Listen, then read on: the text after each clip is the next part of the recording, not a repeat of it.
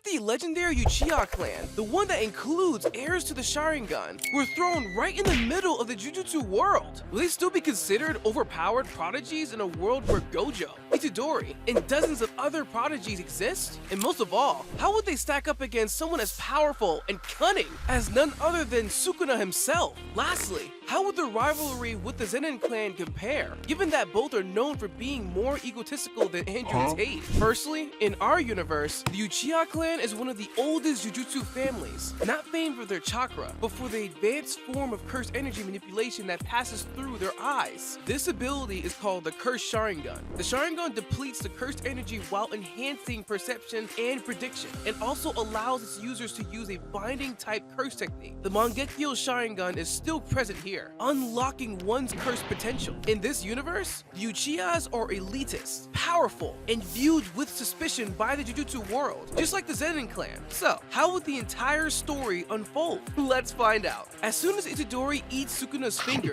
along with Megumi and Gojo, Itachi Uchiha and his brother Sasuke arrive at the scene to assess the threat. However, Itachi and Sasuke were the first ones to arrive at the scene. Itachi feels that Itadori is now a formidable threat and would want to eliminate him, while Megumi and Sukuna would try to stop him. Suddenly, Sasuke would punch Megumi, taking him away from the building, while Sukuna would come to attack Itachi, only to be put under the illusionary power, genjutsu. Sukuna would try to hit Itachi, only to land on all the wrong spots, getting completely overpowered in the battle. At last, Itachi would land a finishing blow on Itadori, but suddenly, his sword would break as Gojo would arrive on the scene and use his barrier abilities. Both are already familiar with each other and are well aware that they are roughly equal in power. On the flip side, Megumi would use his cursed energy to summon Shikigamis, but Sasuke would use his fireball technique to destroy them and overpower Megumi when it comes to hand-to-hand combat. As the battle gets serious, Sasuke and Megumi would feel this overwhelming aura and quickly move to the rooftop, where they would find the energies of both Itachi and Gojo collide. Itachi would ask Gojo to kill the cursed because it's too dangerous for this world. Gojo would then explain the whole situation to Itachi, and Itachi would suddenly realize that maybe it was better to let Itadori go with Gojo. Suddenly, Shisui would also arrive, ready for the battle. However, he will also gain insight into the situation. Shisui will suggest training Itadori to control it, to which Gojo will still say he will think about. They will all leave the scene, with the only casualties being the buildings and some students. However, the battle is nowhere near yet. From there, Itadori would train and join Jujutsu High, just as in the original timeline.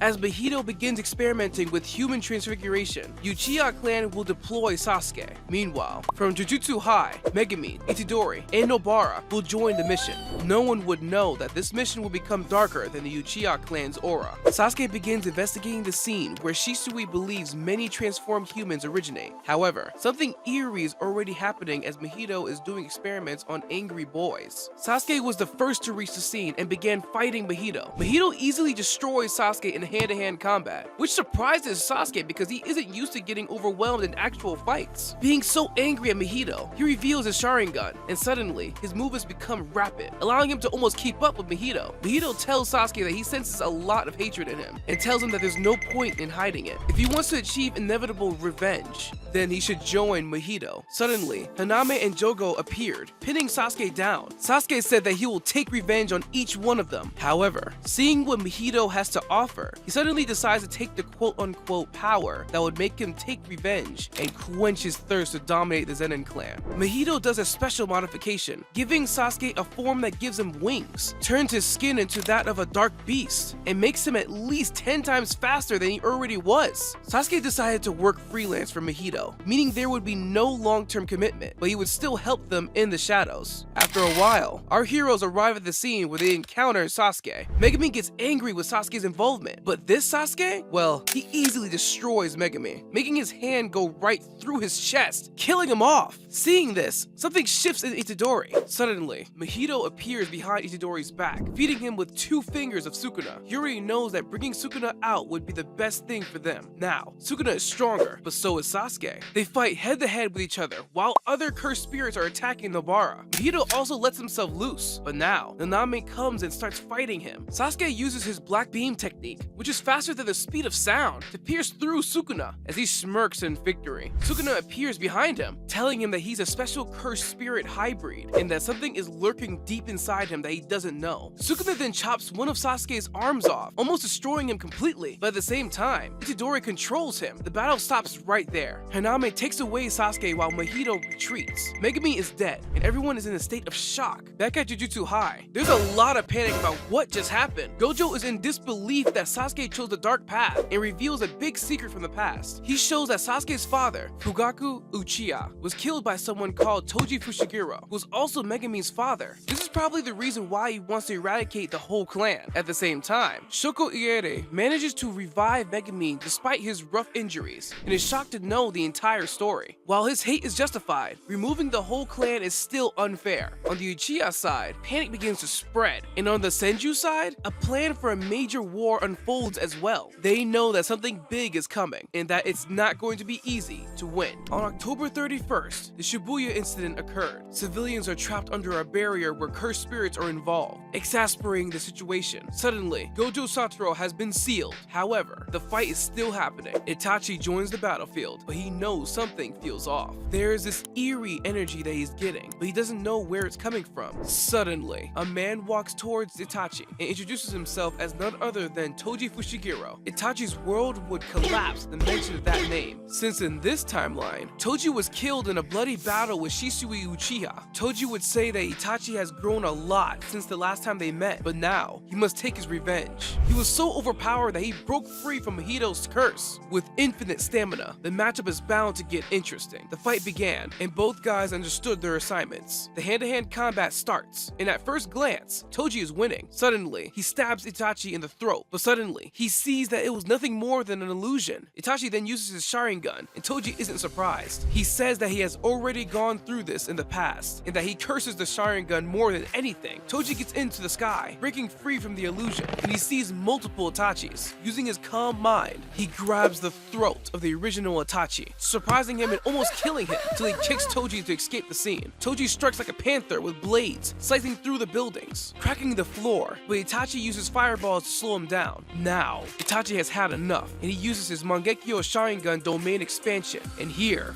nothing is real. But suddenly, Toji reveals something crazy. He says all this because Itachi is trying to get him into an illusion, but he doesn't realize that his illusion means nothing when his enemy has no cursed energy. Realizing this, Itachi is stunned and gets stabbed on the left side, just around his heart, as Toji is landing a finishing blow. Calling Itachi Uchiha scum, Shisui, the first killer of Toji, arrives. He paralyzes Toji by using his domain expansion, Phantom Conviction, which paralyzes the motor control of anyone he sees. Then, Itachi uses his Mangekyo Sharingan, Amaterasu, a series of black flames that can never be extinguished, eradicating the sole existence of Toji. Shisui takes Itachi, and they go back together. On the other hand, Itadori and Megumi meet Sasuke one more time. This time, the emotions are raw. Megumi tells him that even if Sasuke killed him one time, he won't get another chance. But Sasuke says that it wasn't death, it was mercy, and that he should thank him. As they are fighting against each other, Megumi summons Nue, and Itadori goes hand to hand with Sasuke, channeling Sukuna's rage. Behind the scenes, no one knows, but Itadori ate 3 more fingers, which would be a surprise to Sasuke. Poor guy. In the turn of events, both Itadori and Megumi are getting annihilated by Sasuke's new form, which he isn't even using entirely. Megumi gets hit by the same black beam that pierces his shoulder while Itadori is engaging in hand-to-hand combat, using techniques like Flash Step to counter his attacks. This makes Megumi get hurt even more, both physically and especially mentally. And there he did it, summoning the 8-handed Sword Divergent Sila Divine General. Whew. That takes a while to say. Madaraga! But Madaraga goes on a rampage, destroying everyone who comes into their way until Itadori starts laughing. Both Sasuke and Megumi look at Itadori, and then Sukuna awakens momentarily. With just a single shot, he killed Madaraga and now flew away somewhere. Itachi and Megumi are both badly injured due to Madaraga's attack, and they both retreat as well. Elsewhere, Yuta has been fighting Mahito and ultimately wins the battle, with Mahito fleeing. However, there are other things to cover now. Uchiha and the Zenin clan are are going to have one big battle. Following the chaos that was left from the Shibuya arc, Mahito would meet Kenjaku, and together, they would resurrect the long-dead members of the Uchiha and Zenin clans. People like Obito and Madara will come back. From the Zenin clan, Nobuaki Zenin would be back. As the cursed storm cloud gathers, both sides are ready for a full assault. Itadori sees Megumi on this journey, and even though he tries to stop him, the Zenin clan's future head won't stop. So, how would this big battle play out? Firstly, Itachi would be stacked against Naoya, who would be dying to have this battle with the legendary Uchiha descendant. Naoya's cursed spirit form moves at blinding speed. However, Itachi would counter him with the Tsukuyomi illusions, trapping his ego into a loop of failure. At first, Itachi would seemingly win until Naoya would reveal his acceleration mode, changing the tide of the battle. By going to the very top speed, Itachi would be overwhelmed by the sheer speed of Naoya, getting lots of hits here and there, until our badass Uchiha would get serious. Mangekyo Sharingan! And boom! Itachi is not intercepting Naoya's attacks just right. As soon as Naoya gets close to Itachi and stabs him, it would turn out to be a false clone. From the ground, Itachi would appear with one big kick to Naoya's jaw, instantly making him pass out. Then, there would be the big battle between Maki and Obito. This fight is brutal due to Obito's attacks, but Maki's cursed tools would break through almost every attack that Obito would throw at her. A fireball from Obito turned the whole field into fire. Even though Maki is as strong as she is, no amount of her attacks would do anything to Obito's body since he is immortal in this reincarnated state. To finish the battle, he would summon a truth-seeking ball, hitting Maki with a death blow attack that killed her. Seeing Maki die in front of his eyes, Megumi would run towards her, only to get attacked by Sasuke. This time, Sasuke is even colder and pins Megumi with his electrical wires while crushing Itadori with fire and lightning. This time, Sukuna is almost perfect already, but gets obliterated thanks to Sasuke's newly acquired form, the Susanoo. Using Susanoo, he summons a giant statue that caves in Sasuke, protecting him, while destroying Sukuna with a single blow of its sword. The battle is not over yet. Elsewhere, Shisui and Nobuaki are fighting. For Shisui, this battle was easy since he uses his cursed power called Amatsukame, which paralyzes Nobuaki. As soon as Shisui is giving him a final blow, Nobuaki breaks the genjutsu, and both end up killing each other with the same exact sword sequence. The whole Uchiha clan is stunned, and their rage is only getting worse with time. But now, a legendary Uchiha appeared, and someone who would give everyone one hell of a time. Enter Uchiha Madara. Now Naobito is quite interested in this guy because he is the one who killed a lot of their ancestors. Naobito, along with his Zenin forces, attacks Madara. There, Madara uses his own version of Susanoo and summons a meteor. Every single Zenin combatant fell, and Naobito slowed time to dodge it himself while landing a hit on Madara. However, using his black blade, Madara kills Naobito. A large chunk of the Zenin forces disappeared. As everyone is fighting with each other, Kenjaku appears, and now every reincarnated person is pulled towards him. This includes Madara and Obito. Kenjaku would say, "Congratulations, you've all danced beautifully, but your time is done. The age of clans is over. Now, it's time for the age of curses!" He revealed that he was the one who created false documents, history, and spread lies in the past. The battle was always about these two clans killing each other so that he and the cursed spirits would prevail. Itachi was the first one to take action by going towards Mahito, while Shisui was fighting his own controlled clansmen,